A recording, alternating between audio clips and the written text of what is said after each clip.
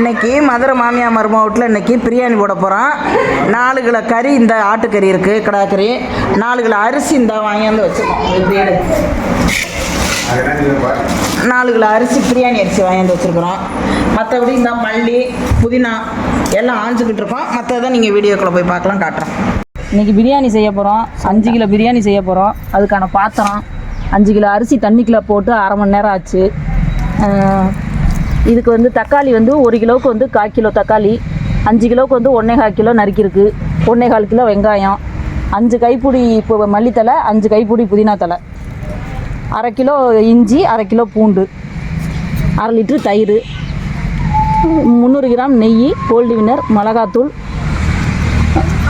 பட்டை கிராம்பு ஏலக்காய் தாளிக்கிறதுக்கு. இதே பட்டை கிராம்பு ஏலக்காய் பவுடர். 5 கிலோ பிரியாணிக்கு 5 கிலோ கறி வேக வச்சு எடுத்து வச்சுருக்குறோம். 5 எலுமிச்சம்பழம் புளிஞ்சிருக்கு. அடுப்பு பற்ற வச்சாச்சு. சட்டி சூடானதுக்கப்புறம் எண்ணெயெல்லாம் ஊற்றக்கூடாது. இதை வெறும் இதில் போட்டு சூடு ஏற்றிக்கணும்.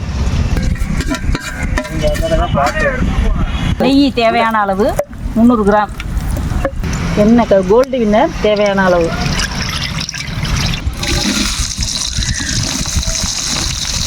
நறுக்கிய வெங்காயத்தை ஃபஸ்ட்டு போட்டுருணும்.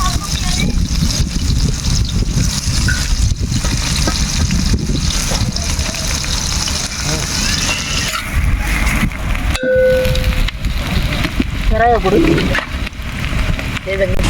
இந்த பிரியாணி எங்கள் தோட்டத்தில் வச்சு சமைச்சிக்கிட்டு இருக்கோம். நாங்கள் எல்லாருமே ஒன்று சேரும்பொழுது, சொந்த பந்தங்கள் எல்லாம் ஒன்று சேரும்பொழுது நாங்கள் தோட்டத்தில் இப்படி தான் வந்து விறகடுப்பில் சமைச்சு சாப்பிடுவோம். வெங்காயம் நல்லா ப்ரௌனிஷாக வதங்கினதுக்கு அப்புறம் தான் தக்காளி போடணும்.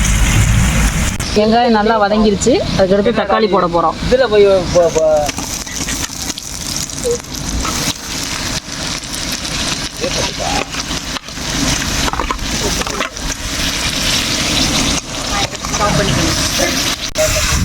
நல்லா வதங்கிடணும்.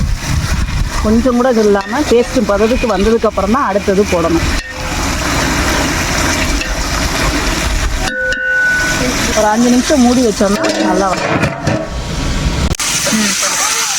நல்லா வதங்கிடுச்சு. இந்த அளவுக்கு நல்லா சாஃப்டாக வதங்கிடும். வதங்கினதுக்கப்புறம் தான் அடுத்ததை போடணும். நல்லா வதங்கினதுக்கப்புறம் புதினா தலை 1 கிலோவுக்கு 1 கைப்பிடி. இப்போ இது 5 கிலோங்கிறதுனால 5 கைப்பிடி எடுத்துருக்கோம். நல்லா அலசிடணும்.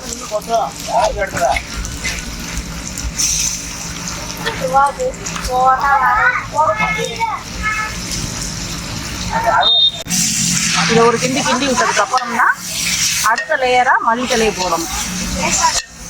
மல்லித்தலையும் புதினா தலையும் ஒன்றா போட்டால் மல்லித்தலை புதினா தலையோட வாசம் வந்து அவ்வளவா வராது.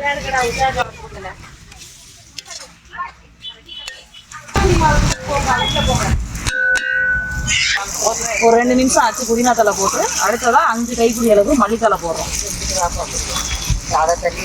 எல்லாமே நல்லா அலசிடணும், மண் இல்லாமல். நாங்கள் ஆல்ரெடி அலசி வச்சுருக்கோம், அதனால இப்போ டக்குன்னு போடுறோம்.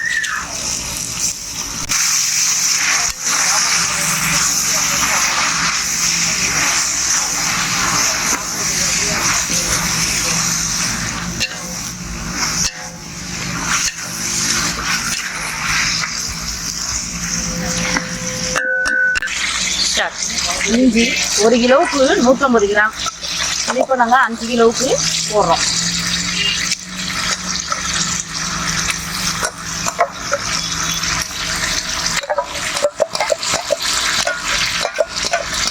ஒரு கிலோவுக்கு 150 கிராம் பூண்டு 5 கிலோவுக்கு இப்போ போடுறோம்.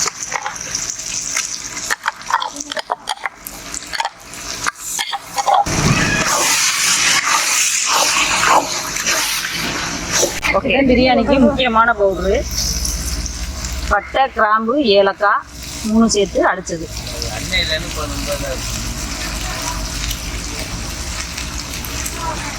இதுதான் அளவு 1 கிலோவுக்கு. இது 5 இது போடுறேன். 1 கிலோவுக்கு 1 பாக்கெட் தயிர் 5 கிலோவுக்கு ஊற்றுறோம்.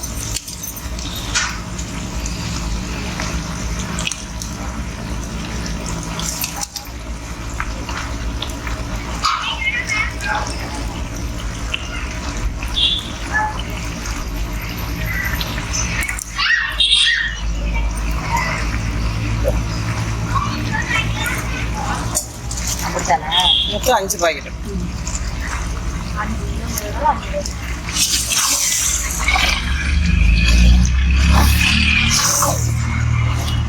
அதில் வராதுல 5 கிலோ அரிசிக்கு 5 எலுமிச்சம்பழம் கொட்டை இல்லாமல் வடிகட்டி ஊற்றணும். மிளகா முழுசாக தான் போடணும். 1 கிலோவுக்கு 6 மிளகா, 5 கிலோவுக்கு இப்போ போட்டிருக்கோம். அருவாள் எடுத்துட்டு வாங்கடா ஒருத்தர் வெட்டித்தரேன். அப்போது மிளகாத்தூள் 1 கிலோவுக்கு 1 ஸ்பூன்.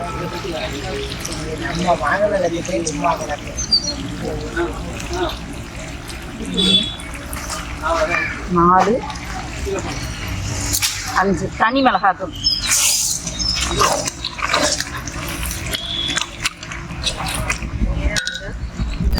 எல்லாமே வதங்கி முடிச்சதுக்கு அப்புறமா தான் நம்ம தேவையான அளவு உப்பு போட போகிறோம். 1 கிலோவுக்கு உப்பு.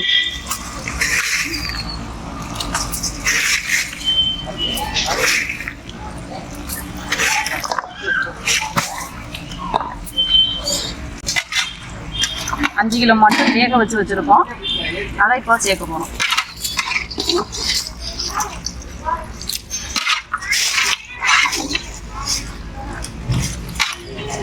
ரொம்ப விசில் வச்சிடக்கூடாது. 2 விசில் மட்டும் குக்கரில் வச்சு எடுத்து வச்சிடணும். தண்ணி இல்லாமல் போடணும். தண்ணியே அப்புறம் லாஸ்ட்டாக தான் அளந்து வைக்கணும்.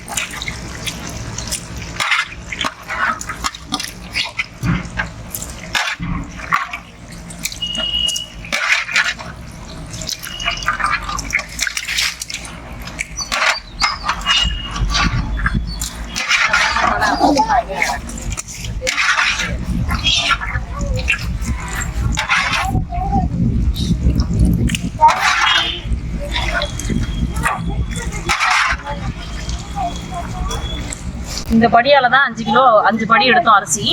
அதனால இதனால அளந்து ஊற்றிக்கணும். 5ன்னா ஒரு இதுக்கு 2 இது தண்ணி ஊற்றிக்கணும்.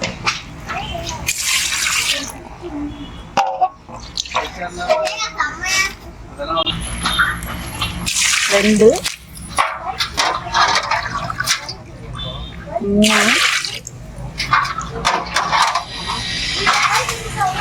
4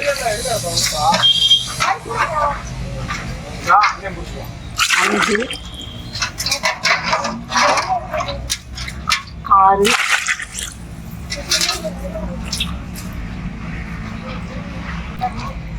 7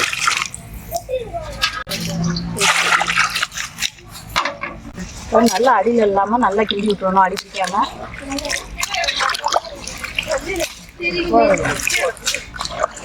எந்த டப்பாவால் நம்ம அளக்குறோமோ அந்த டப்பாவால் ஒரு இதுக்கு 2 பங்கு தண்ணி.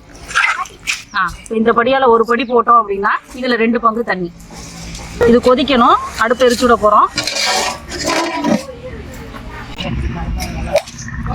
மாதிரி கொதிக்கும் போது அரிசியில தண்ணியில ஊற வச்சிருந்தோம் இல்லையா, தண்ணி ஒரு சொட்டு கூட இல்லாம நல்லா வடிச்சிடணும். அரிசியில தண்ணி இருந்துச்சுன்னா பிரியாணி குழஞ்சு போயிடும். நல்லா வடிச்சிட்டு இப்படிதான் அள்ளி போடணும் தண்ணி இல்லாம.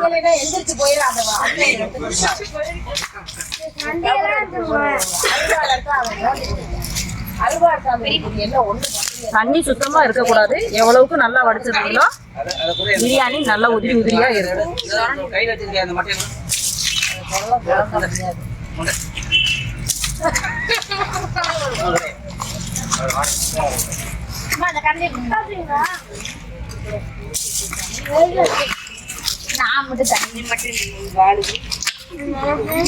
அரிசி போட்டாச்சு. இப்ப அடி பிடிச்சிடாம நல்லா கிண்டி விடுறோம்.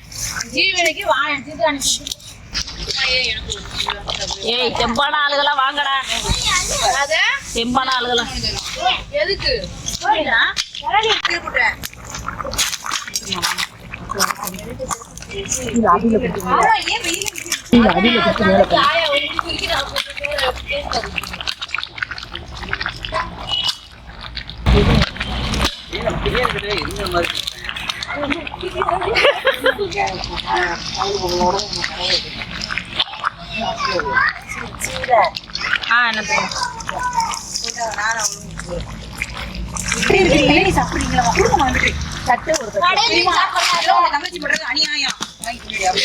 இங்க நாங்க ஒரு பக்கம் பிரியாணியோட போராடிட்டு இருக்கோம். அங்க ஒருத்தவங்க வெயில் தாங்க முடியாம இளநீ எங்க தோட்டத்துக்குள்ள இருக்க இளநியை ஃபுல்லா வெட்டி குடிச்சுக்கிட்டு இருக்காங்க. மாதிரி தண்ணி கரெக்டாக வந்ததுக்கப்புறம் மேலே இந்த மாதிரி பபுள்ஸ் வரணும். இவ்வளோ தண்ணி இருக்கும் பொழுது இந்த மாதிரி கண்டிஷனில் தான் வந்து இந்த அளவு இருக்கும் பொழுது தான் தம்மு போடணும். நெருப்பை சுற்றி இருக்க நெருப்பு எல்லாத்தையுமே அமர்த்திட்டோம். சுத்தமாக ஒரு நெருப்பு உள்ளே இருக்கக்கூடாது, அடி பிடிச்சிடும். எல்லாத்தையும் அமர்த்திட்டு இந்த தட்டை சுற்றி தேவையான அளவு இந்த தட்டில் எவ்வளோ வைக்க முடியுமோ அவ்வளோ நெருப்புகளை மட்டும் நாங்கள் தட்டில் வச்சுருக்கோம்.